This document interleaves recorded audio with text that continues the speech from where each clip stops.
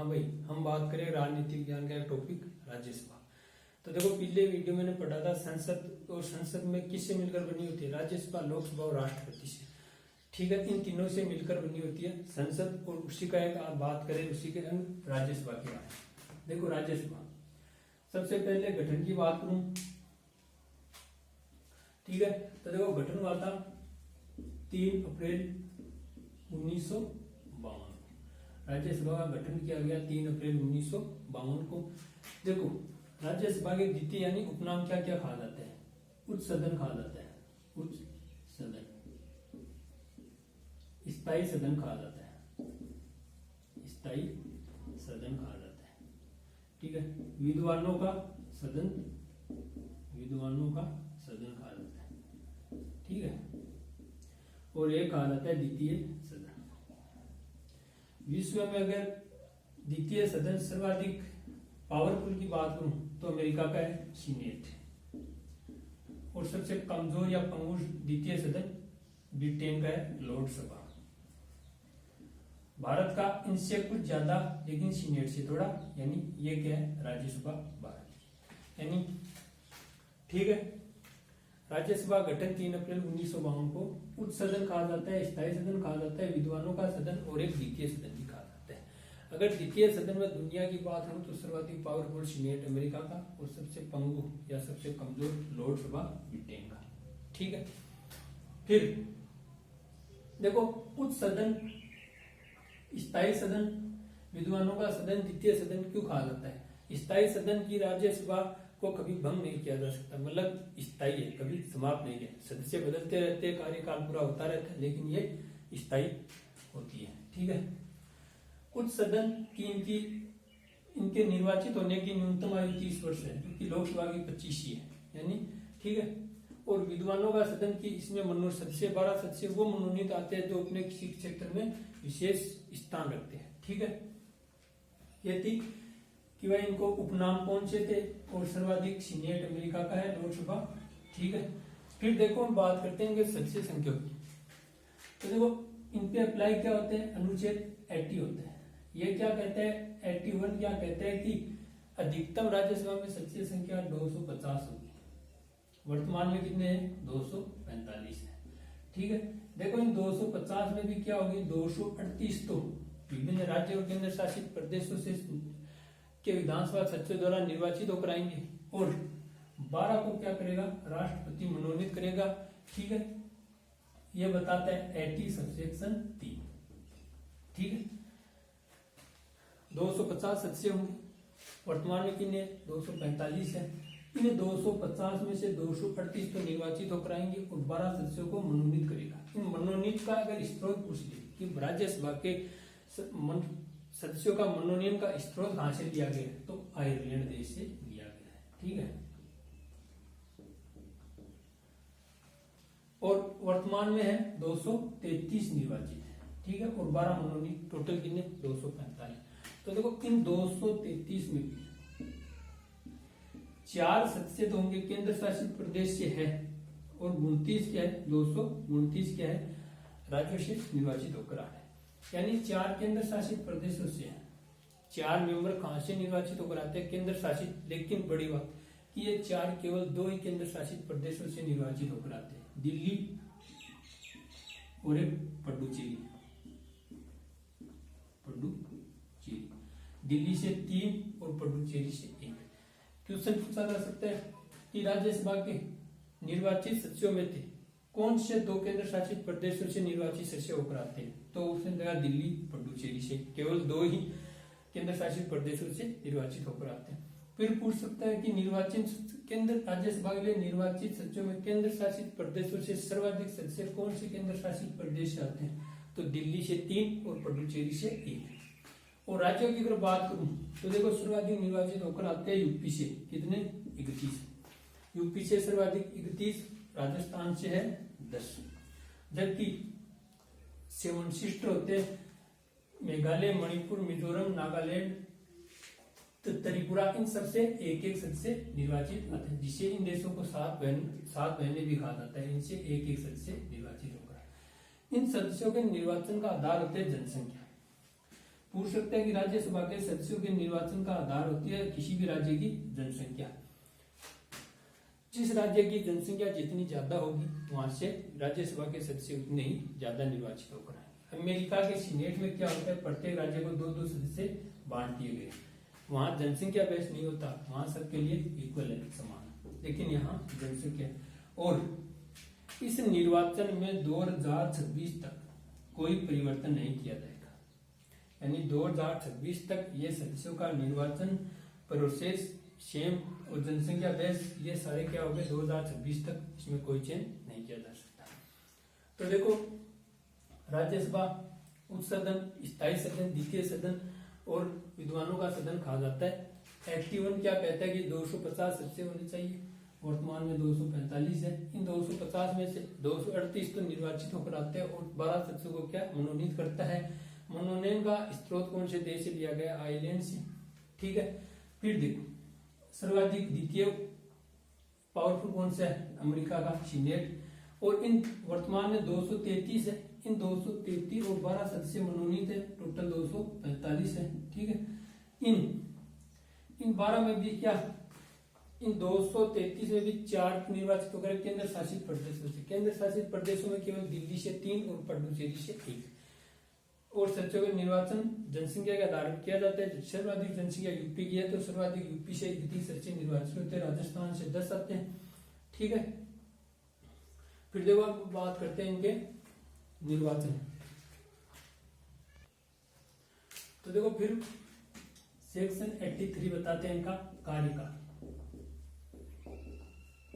किसका कार्यकाल, राज्यसभा के सदस्यों का कार्यकाल। तो देखो राज्यसभा 6 वर्ष होता है, लेकिन ये क्या स्थायी है, तो ऐसा नहीं है कि 6 वर्ष बाद राज्यसभा भंग हो जाएगी और नए सदस्य निर्वाचित होगा, ऐसा कुछ नहीं होता।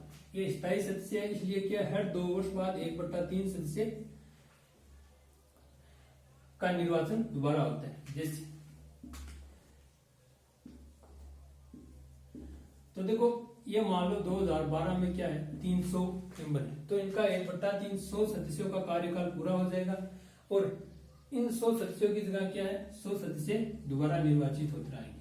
ठीक है, ये काम कब करेंगे 6 साल तक। ठीक है, 2014 और 2016 और 2018 ये जो सदस्य निर्वाचित हो गया आएंगे 2018 में वापस क्या हो जाएंगे, इनका कार्यकाल खत्म हो जाएगा। और फिर 2014 में क्या हो जाए, जो यहाँ 200 बच के इनमें क्या होते हैं, फिर इन तीनों जो 200 बच के उनका कार्यकाल मान लो यहाँ पूरा हो गया, तो उनका क्या होगा, फिर उन 300 में से 1/3 यानी 100 सदस्य वापस उनका कार्यकाल खत्म हो जाएगा और 100 सदस्य निर्वाचित होते रहेंगे। यानी एक साथ सदस्यों का कार्यकाल खत्म नहीं होता। कार्यकाल अगर पूछे तो 6 वर्ष है राज्यसभा का, फिर पूछे हर 2 वर्ष में 1/3 सदस्य का कार्यकाल खत्म हो जाता है और उसकी जगह 1/3 सदस्य वापस निर्वाचित होकर आ जाते हैं। ठीक है, ये थी सेक्शन अनुच्छेद 83 कार्यकाल बताता है। कार्यकाल राज्यसभा के सदस्यों का 6 वर्ष है और हर 2 वर्ष में क्या होता है 1/3 सदस्य रिटायर हो जाते हैं, यानी कार्यकाल खत्म हो जाता है और फिर क्या होता है 1/3 सदस्य नए आते रहते हैं और ये प्रोसेस कंटिन्यू चलता रहता है। फिर देखो 84 क्या बताता है, योग्यताएं।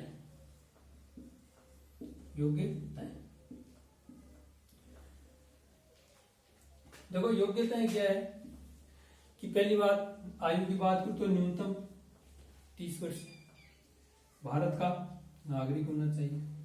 ठीक है, जिस राज्य से निर्वाचित होकर आता है वहां मतदाता सूची में इनका नाम होना चाहिए। ठीक है, फिर कोई दिवालिया या पागलपन नहीं होना चाहिए। तो देखो न्यूनतम आयु 30 वर्ष होनी चाहिए, भारत का नागरिक होने चाहिए, किसी लाभ के पद पर काम नहीं करना चाहिए। ठीक है, और दिवालिया या पागलपन नहीं होना चाहिए और उनका जहां से निर्वाचित होकर आए वहां इनका मतदाता सूची में नाम होना चाहिए। हम एक फिर पढ़ेंगे राज्यसभा के सदस्यों का निर्वाचन। देखो निर्वाचन 2 तरीके से होता है, एक तो प्रत्यक्ष, एक होता है अप्रत्यक्ष। देखो अप्रत्यक्ष क्या होता है, जैसे लोकसभा के सदस्यों क्या करते हैं, हम जनता क्या करती है, वोट देती है और वो सदस्य चुनकर कहाँ जाते हैं, लोकसभा में जाते हैं। वो क्या है, प्रत्यक्ष जनता द्वारा चुना जाता है। लेकिन राज्यसभा के सदस्यों का अप्रत्यक्ष रूप से किया जाता है जनता द्वारा। क्यों? क्योंकि देखो राज्यसभा के जो सदस्य होते हैं वो क्या करते हैं, एमएलए करते हैं। राज्य के विधानसभा के एमएलए क्या करते हैं, इनका चुनाव करते हैं, ठीक है। लेकिन एमएलए चुनकर कहां से आते हैं, कौन चुनकर भेजती है, जनता। तो जनता द्वारा अप्रत्यक्ष रूप से एकल कानूनी जो राष्ट्रपति के समान मत प्रणाली होती है उनको क्या जनता का राज्यसभा के सदस्यों का चुनाव किया जाता है।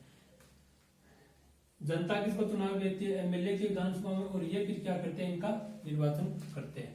तो राज्यसभा के सदस्यों का निर्वाचन अगर पूछा जाए तो जनता द्वारा क्या किया जाता है, अप्रत्यक्ष रूप से इनका निर्वाचन किया जाता है। और फिर एक इंपॉर्टेंट चीज की प्रत्येक राज्यसभा में अगर कोई कैंडिडेट खड़ा होता है तो विधानसभा के कम से कम 10 सदस्यों का उनका प्रस्ताव बनना जरूरी होता है। यानी विधानसभा राज्यसभा में निर्वाचित होने के लिए अगर कोई खड़ा होता है तो उसके लिए कम से कम 10 सदस्य, विधानसभा के 10 एमएलए क्या होने चाहिए, प्रस्ताव होने चाहिए।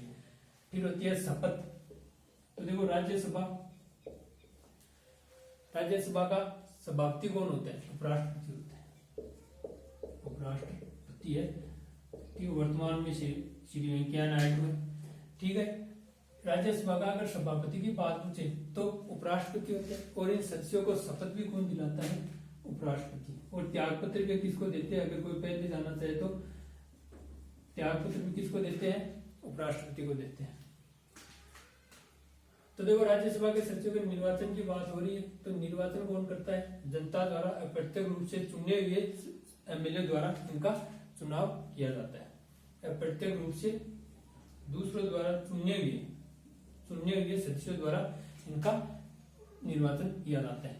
और एक अगर कोई राज्यसभा में अगर खड़ा होना चाहता है तो वहां विधानसभा के कम से कम 10 सदस्यों का उनका प्रस्ताव बनना जरूरी होता है, ठीक है। शपथ, राज्यसभा का सभापति कौन होता है, उपराष्ट्रपति होता है। और यही क्या इनको शपथ दिलवाता है। और इसी को क्या कहते हैं, त्याग पत्र भी देना होता है, तो उपराष्ट्रपति को देते हैं। अब देखो हमने राज्यसभा के बारे में बेसिक चीजें कर ली, सदस्य संख्या कर ली, इनका निर्वाचन कर लिया, पढ़ लिया, कार्यकाल, योग्यताएं, ठीक है। अब हम बात करेंगे कि राज्यसभा की बैठक क्या होता है, अधिवेशन क्या होता है और उनको शक्तियां क्या क्या मिलती है। देखो फिर राज्यसभा के बात करें थे पदाधिकारी, तो मैंने बताया उपराष्ट्रपति क्या होता है, इनका सभापति होते हैं। उपराष्ट्रपति क्या, राज्यसभा का सभापति होते हैं। सभापति का इन उपराष्ट्रपति होते हैं और राज्यसभा का सभापति होता है, ठीक है।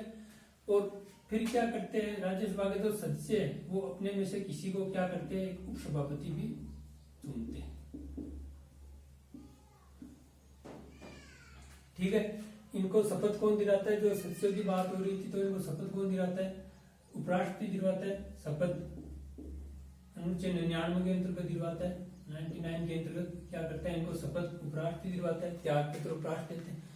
फिर एक चीज आती है कि उपराष्ट्रपति को वेतन किसके अकॉर्डिंग मिलते हैं। उपराष्ट्रपति को वेतन क्या, राज्य सभापति के रूप में दिया जाता है। यानी पूछ सकते हैं कि उपराष्ट्रपति को वेतन दिया जाता है सभापति के रूप में, उपराष्ट्रपति के रूप में, तो इनको सभापति राज्यसभा के सभापति के रूप में दिया जाता है, ठीक है। और इनका कार्यकाल क्या होता है, 5 वर्ष होता है।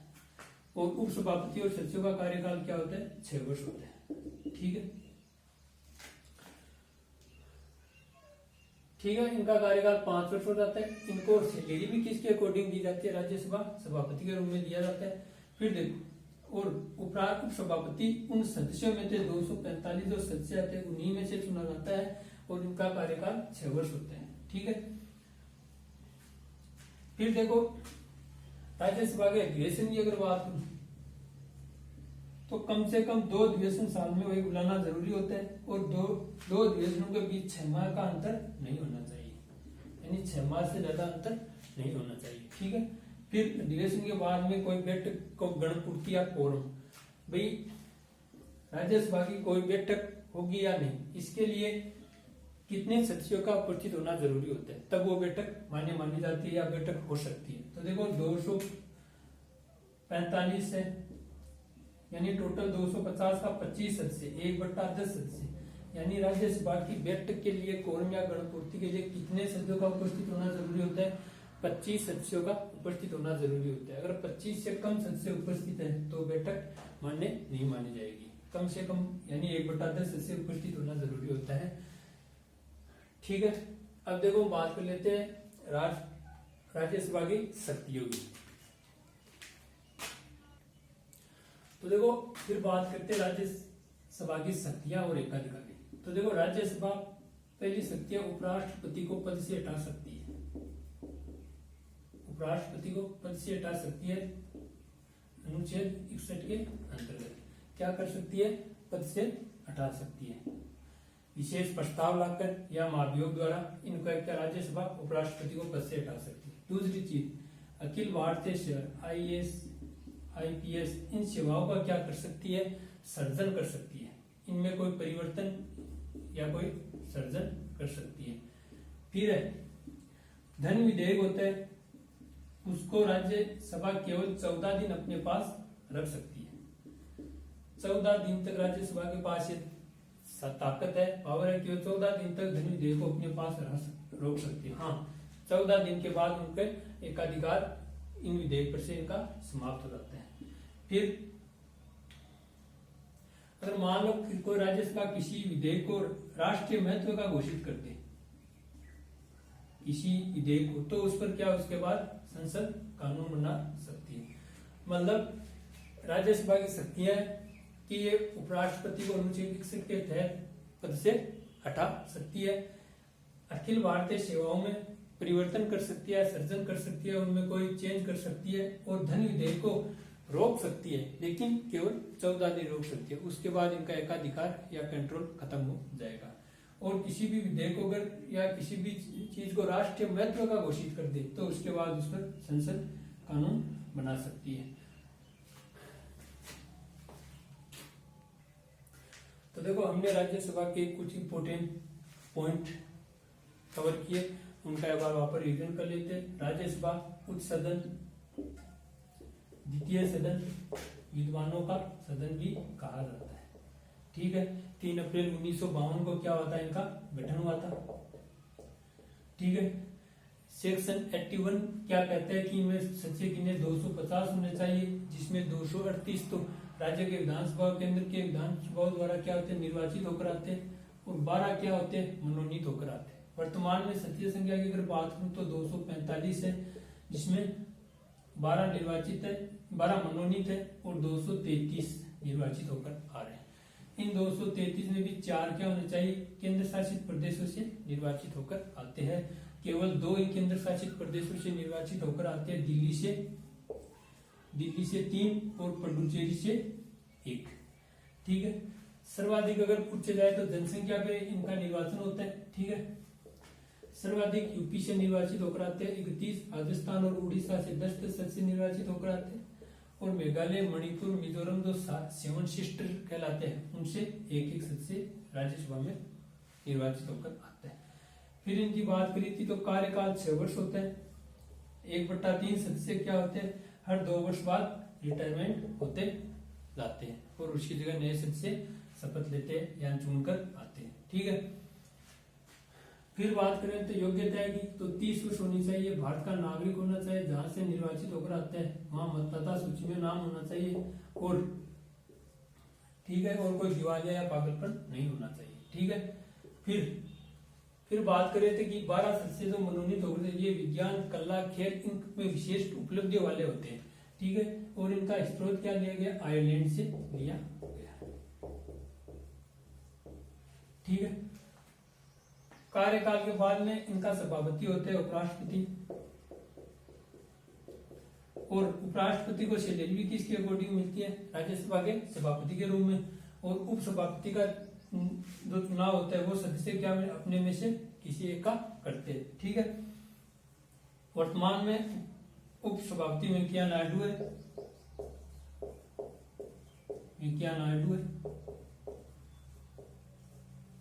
ठीक है। और फिर इनकी शक्तियां थी कि ये राष्ट्रपति को अनुच्छेद 61 के तहत हटा सकती है अगर किसी विधेयक या किसी काम को राष्ट्रीय महत्व का घोषित कर दे, तो उसके बाद संसद उस पर कानून बना सकती है, ठीक है। और इसके अलावा